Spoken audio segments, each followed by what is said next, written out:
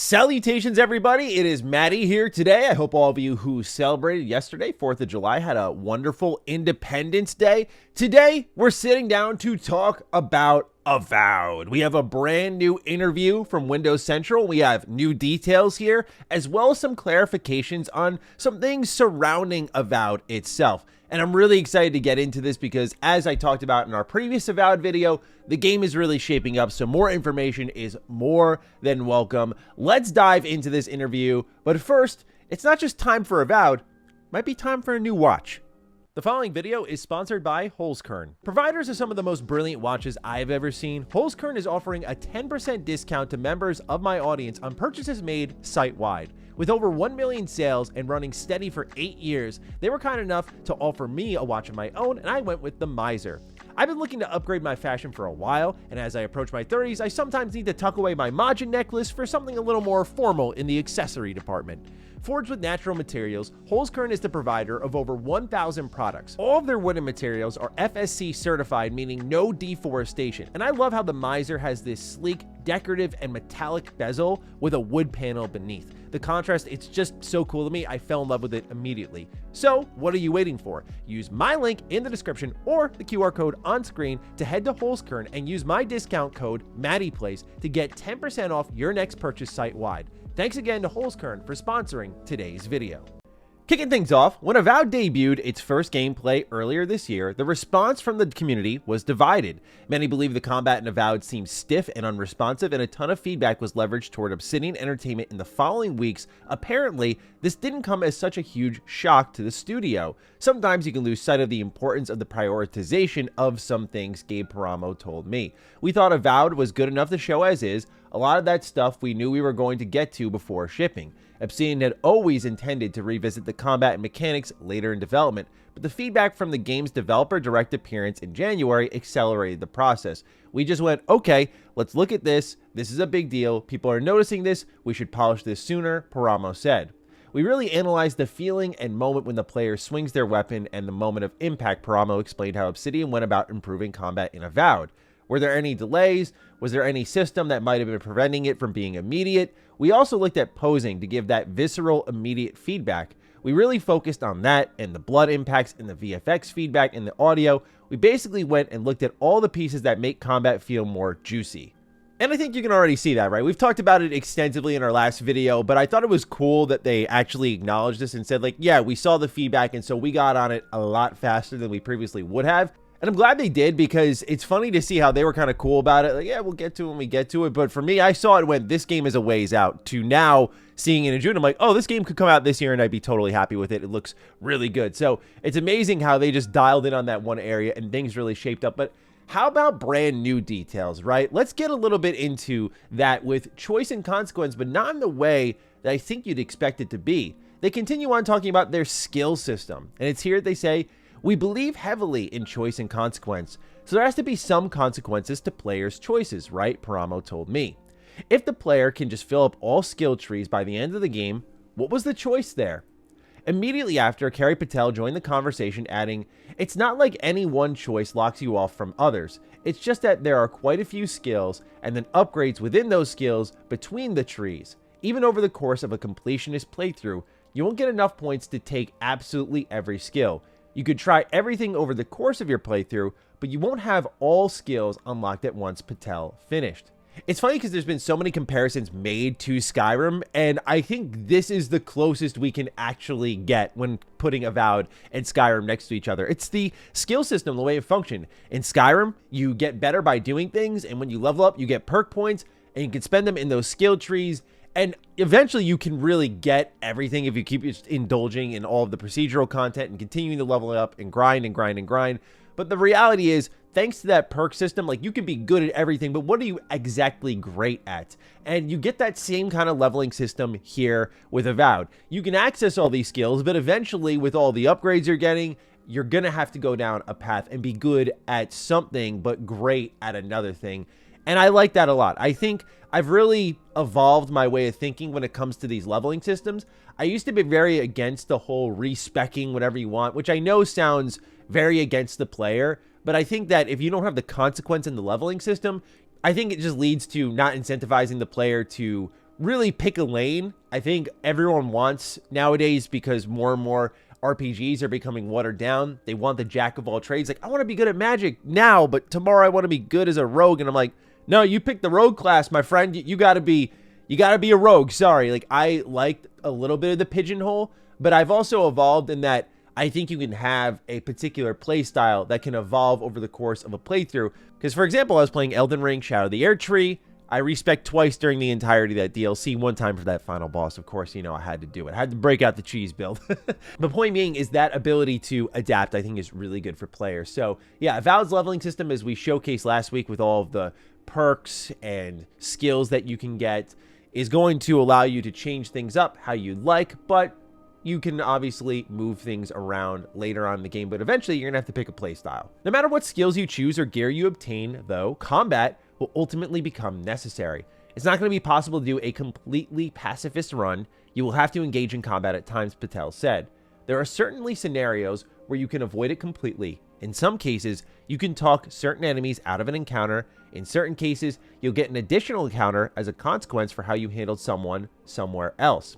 We want everything that we're putting into the game and putting in front of the player to be worth the player's time. Some of these experiences are going to be larger, some of these are going to be shorter, but all of them are distinct, Patel reassured me. None of them are copy-paste experiences. They're all content that engage the player with the world and give them a chance to roleplay their character. We put the same focus into our side content as we do our main quests. So yeah, no pacifist run in Avowed. I saw some people were a little disappointed in this. I'm just speaking from personal experience. The last time I did a pacifist run in any game was Dishonored 1, when I replayed that game 4 times in a row. And I figured, why not just do a no-kill run? I think games like that really thrive in the no-kill environment.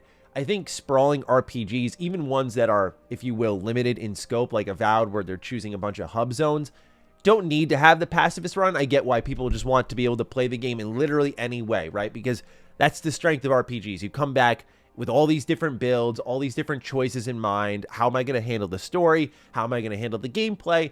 And one of these times, years down the line, you may just want to do a no-kill run in Avowed. On the other hand, I don't remember the last RPG that supported a pacifist run, and I don't really ever aim to do this stuff. I prefer, like, maybe if I'm on, like, playthrough 7 and I've done, like, the mage, the rogue, the warrior, the dual wielder, etc., etc. Like, once I've hit all the combat ones, I might just out of sheer boredom go, let's do a pacifist run. But I'm speaking for myself. That may be different for you. But yeah, no pacifist run here, but they do emphasize there's choice. There's times that you can really get out of a scenario. We saw a little bit of that in the Xbox podcast gameplay, where the character was sneaking around, didn't kill anyone, and so they got to their quest objective, and there was no fight because of that, and you got the item that you needed, versus when you had to kill everyone in that area, and we saw how that led to a fight. So the proof is in the pudding thus far, which is good to see on display. But the real quote that stuck with me when reading this entire interview was, we give our side quests and side content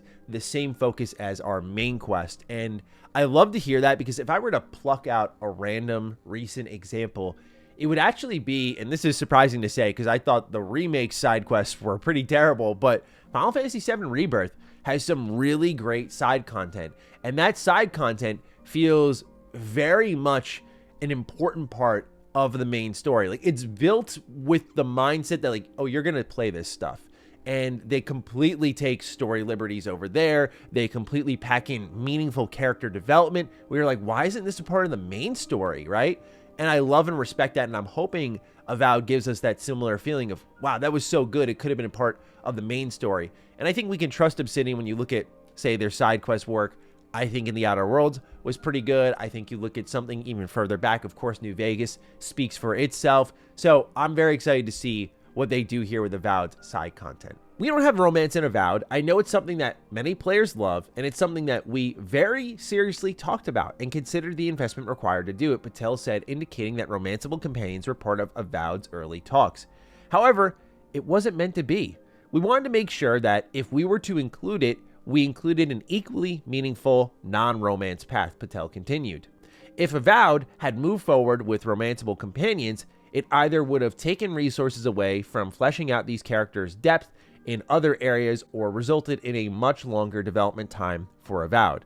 Patel continued by stating, given how much we were investing in our companions as characters who are really tied to the central story in a way they haven't been in many of our previous games, we wanted to make sure that if we were going to do romance, we were going to do it really, really, really right, or not at all. For Avowed, we decided to focus on other aspects of our companions. I'm very interested to see the audience's reaction to this, because for me, I'm cool with this. I look at The Outer Worlds as a perfect example. I think Parvati has a very compelling romance quest line. You don't romance her, but it's about her romance with someone else. And it's one of the best delivered romance stories in a game I've personally experienced. Like, we're still talking about it all these years later over on things like Defining Duke. I found it incredibly compelling because it was unique and it came from the heart.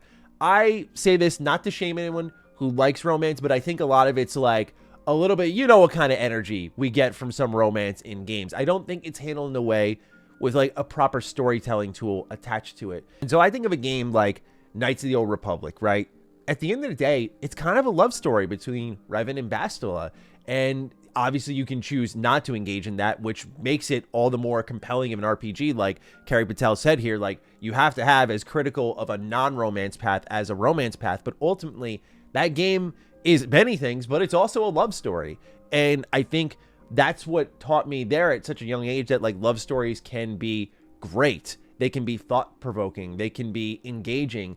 And I think nowadays it's been watered down to kind of meme culture, which is fine and fun and fair. I get it. I love the conversations in the BioWare community or whatnot. Like I see all the romance talk and it's funny. The we'll bang okay, all that stuff. I see it. I get it. But just from a storytelling perspective, I think about impact more. And I look at things like The Outer Worlds, like KOTOR, and the list goes on, where the love story is unique and organic, and I think more powerful because of that. So I say all of that to say I really respect Obsidian's stayed hand here. I think nowadays romance is really used to sell copies of games. Like it's a box being checked. I think it can be much more than that. And I'm happy if they feel they can't do that, that they're just not going to do it at all and flesh out the companions in other ways. I don't think romance defines their intrigue. I know many people like to plan out right from the beginning. I say this, I know I'm an RPG fan. You plan out from the beginning, like, who's the romance option? Like, who am I going to be interested in? Who do I want to get to know a little bit better? I understand that journey and growth with the characters alongside you and why people want it. I'm just saying if Obsidian was going to kind of tack it on, I don't want to see it really at all. So I respect the decision here, but I totally get how people would come to a completely different conclusion and say they should have tried to include it. Anyway, I think that's fair. When I asked how much audio the studio had recorded for Avowed and the camp, Patel laughed and told me, "You mean how much audio we are still recording to fill out all the banter in those camp conversations?" There's a lot of content and a lot of writing there, just for both the ambient moments of companions barking at each other or just talking. Some are companions reflecting on quests you've done, the events that you've seen together, the journey thus far. Some are really deeply personal moments where they're reflecting on a conflict, a fear, something that is really deep and core to their story.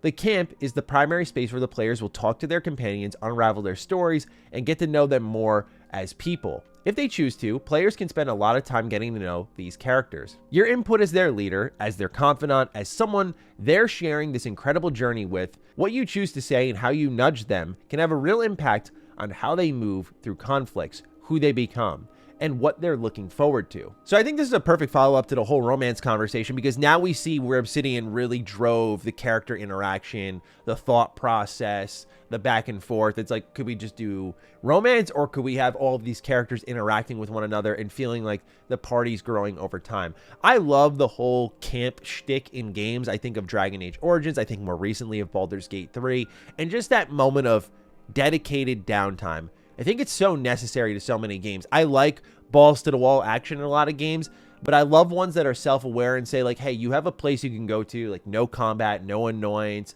quiet, quaint music, just chill, talk with the homies for a little bit, that sort of approach. I love that Avowed has that. Seeing how much audio they're seemingly packing into it is very exciting, and it seems like that's where a lot of the energy, rather than romance, has been dedicated to. Now, wrapping things up here, Patel says, I joined the studio in 2013 as a narrative designer on Pillars of Eternity, and I worked on the White March expansions. I was narrative co-lead on Pillars of Eternity 2 Deadfire. There are a lot of us on the team who have personal and professional experiences with Pillars of Eternity. Then we've got folks who are new to the franchise or who maybe enjoyed it as players but didn't build the original games. What that allows us to do is really combine a sense of fidelity to the world that we're building with a really fresh perspective. I think what's exciting about that is not only for those who, like, I haven't played Pillars of Eternity, so this is kind of targeted at me. Like, hey, this is going to get you involved in the Pillars world because we're taking a new approach to it, right? The first/third person focus, that speaks to me a lot more. I have to give Pillars of Eternity a fair shake. I owe Obsidian that much. I've heard amazing things about it. And certainly this feels like the year to finally get those two under my belt. So I'm hoping to start them sometime this summer and maybe at least get one of them done. I don't know. Y'all can inform me in the comments down below. Do I play 1 and then 2? Or can you just hop into 2 with Deadfire? You'll let me know. But I'm usually a traditionalist and like to start from the beginning. But seeing this stuff means that also people who didn't like work on the original Pillars games are now injecting new ideas into this world. So it's going to be a good starting point for people like me. Let's say I don't get Pillars of Eternity done, but also for the original fans who have been playing since the first Pillars of Eternity, there's going to obviously be those sorts of callbacks, and that's going to be really nice to see. So that's everything we learned in this very big update here on Avowed. I'm very excited to see your thoughts down below on everything ranging from the combat changes to the camp dialogue to romance and so on and so forth. So fire away. Other than that, take excellent care of yourselves, and I will see you in the next video. Stay sexy, stay active. I love you all. Peace.